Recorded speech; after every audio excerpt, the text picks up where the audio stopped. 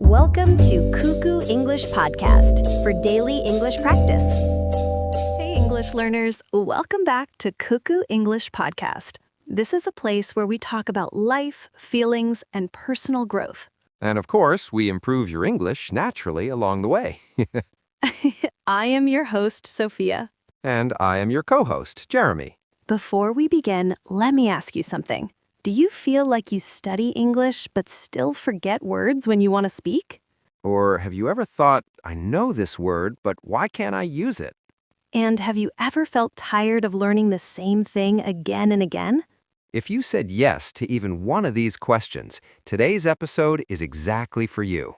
Because today, we're talking about something very simple but very powerful. The power of repetition in learning English. And don't worry, we're not talking about boring repetition, not school-style memorization. We're talking about smart repetition, the kind that actually makes English stick. Before we start, just a quick reminder for our English learners. If you enjoy learning English in a fun and easy way, please like, share, and subscribe to our channel. And we bring you one episode every evening, made especially for English learners like you, to make your English learning journey fun, simple, and exciting. And if there's any topic you'd like us to talk about, let us know in the comments. We'd love to create a new episode just for you, with your name mentioned in the video. That's a great idea, Sophia. It feels like we're making personalized episodes for our special learners. Yes. All right, let's start. So, Sophia, how are you today? I'm good. So happy to be back here. How about you, Jeremy? I'm good too. Calm, focused, and ready to talk. Wow, calm, focused, and ready to talk. I love that. You always use that line. And because you repeat it, it feels familiar, almost comfortable.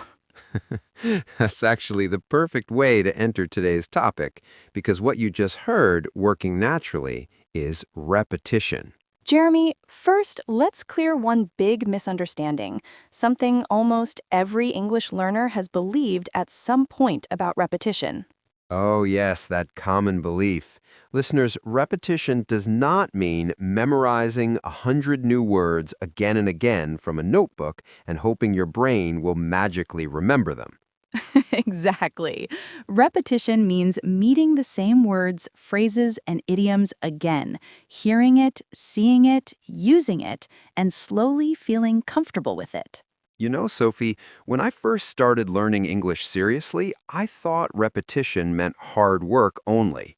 I had this thick vocabulary book, and every morning I promised myself, today I'll learn 50 new words. 50 new words? That's too much. Yes, and every evening I forgot 45 of them. The next day I would open the same page and think, have I seen this word before? Spoiler alert, I had, many times. Same here. I remember writing the same word again and again in my notebook, feeling very proud. But when someone actually used that word in a conversation, my brain just froze. It felt like, wait, this word looks familiar, but why does it sound so different when a real person says it? That's when I realized something important. I was collecting words, not living with them. And that's the real idea of repetition. Not force, not pressure, but exposure over time. Our brain doesn't learn English in one meeting. It learns English by familiarity. Think about this. The words you use most easily, hello, thank you, I think, I feel. Did you ever study them deeply? No, you just met them again and again, in songs, in movies, in conversations, in mistakes, in daily life. There's also a bit of science behind this. Our brain creates stronger connections when it meets the same information repeatedly, especially in different situations. The first time you hear a word, your brain notices it. The second time, it recognizes it. After many natural meetings, it finally says, okay, this is important. I'll keep it. That's why repetition works best when it feels natural, not like punishment, but like meeting an old friend again and again until you don't need to think anymore. You just talk.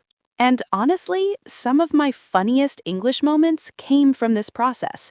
I once used a word confidently because I had seen it many times, but I had never heard it spoken. The pronunciation was completely wrong. That must be very embarrassing. It was. People smiled politely, and I thought, wow, they're very kind. Later, I realized they had no idea what I was trying to say. Oh, I've been there. But those moments stayed with us. And guess what? We never forgot those words again. Because repetition isn't just about correct English, it's about experience, emotion, and time.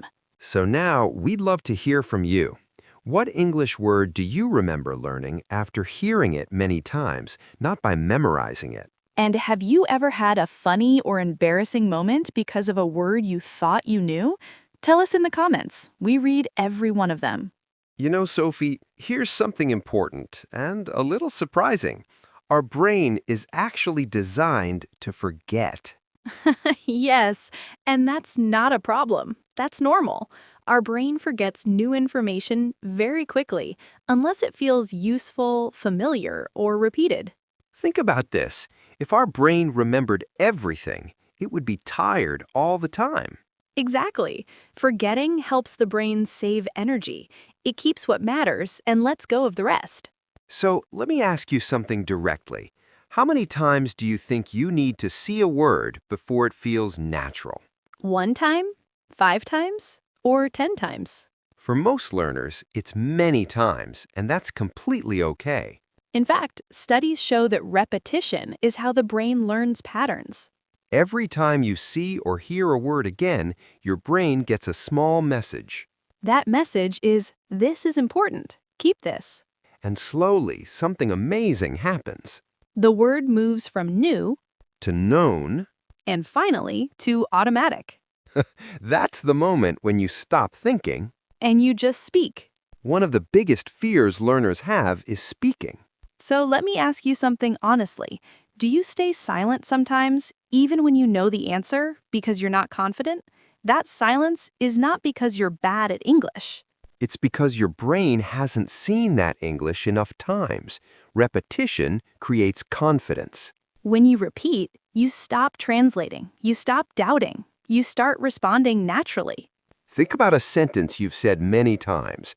Does it feel heavy or easy? I am sure it is easy. That's repetition working.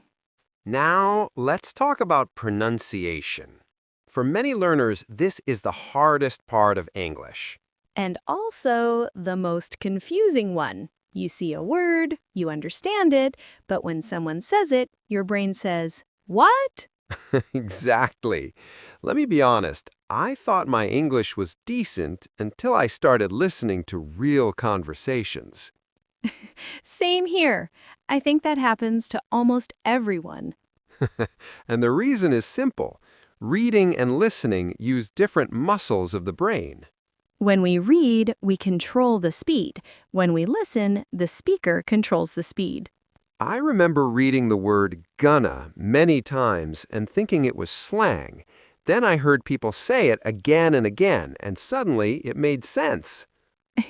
For me, it was wanna. I thought people were saying a completely new word. Turns out it was want to all along. This is why pronunciation improves through repetition of sound, not spelling. When you hear the same sentence again and again, your brain starts noticing patterns. We understand rhythm, how English moves. And flow, how words connect and change. At first, everything sounds fast. Then it sounds familiar. One day, it sounds clear. That change doesn't happen in one day. It happens because your brain hears the same sounds many times. That's why techniques like shadowing work so well. You listen, You repeat, not perfectly, not slowly. just naturally. I used to copy one line from a movie again and again. Sometimes I sounded strange, but slowly my mouth learned the movement. Same here. Repetition trained my ears first, then my speech followed. So remember, pronunciation isn't about talent. It's about exposure. And patience. Another thing about repetition is how it completely changes your vocabulary learning. Yes, because many learners think the problem is not enough words. Yeah, learners often say, I need more vocabulary. I need harder words. I need a new word list. But most of the time, that's not the real problem. The real problem is words don't stay. You know, Sophia, I used to learn new words every week and forget them every week too. Me too. My notebook was full and my speaking was empty. That's when repetition made the difference. Learning 10 new words once felt productive, but meeting 3 words again and again actually changed my English. Because a word becomes strong only when it keeps coming back. First, you see it in a book. Then you hear it in a podcast. Later, someone uses it in a conversation. And one day you say it without planning. That's not memorization, that's ownership. I remember learning the word ultimately. At first, I noticed it everywhere. Then I started copying people. Now I say it so naturally that I forget it was ever new. I had the same experience with suffocate. It followed me everywhere until it became part of me. That's real vocabulary growth. Not collecting words. But repeating the right ones. Now, listeners, tell us, which English word started appearing everywhere once you learned it, and which word do you understand but still don't use? Share in the comments. We're reading them all. Another important thing which improves with repetition is grammar. Grammar becomes natural with repetition. Grammar rules can feel scary for many learners, especially when they try to speak. Yes, that usually happens because grammar isn't meant to be memorized like formulas. It's meant to be absorbed naturally. This is where repetition really helps. You start feeling grammar instead of thinking about it. You don't stop and say, present perfect, rule number 3. You simply say, I've already done it. And that comfort doesn't come from studying rules once. It comes from hearing and using the same sentence patterns again and again. All right, now let's get practical and simple. Here are a few easy ways you can use repetition in daily life. Re-listen to the same podcast episode. Read a short book more than once. Repeat useful sentences out loud. Use the same words in daily speaking. Revise instead of always rushing forward. Let me ask you one last thing. Which one of these repetition tips can you start today? Remember, just one is enough. And remember, repetition doesn't mean pressure. You don't need to repeat everything perfectly. Even passive repetition works. Listening the same podcast while walking, reading slowly, hearing English in the background. So that brings us to the end of today's episode on the power of repetition in learning English. And if there's one thing we hope you take away from this episode, it's this. English doesn't grow through pressure. It grows through patience and repetition. You don't need to rush. You don't need to learn everything at once. You just need to meet the same English again and again until it feels familiar. The same words, the same sounds, the same sentence patterns. Slowly, they stop feeling like study and start feeling like your English. So if you're listening to this and thinking, oh, I've heard this idea before, that's actually a good sign. Yes, because repetition means it's already working. Before we go, we'd really love to hear from you.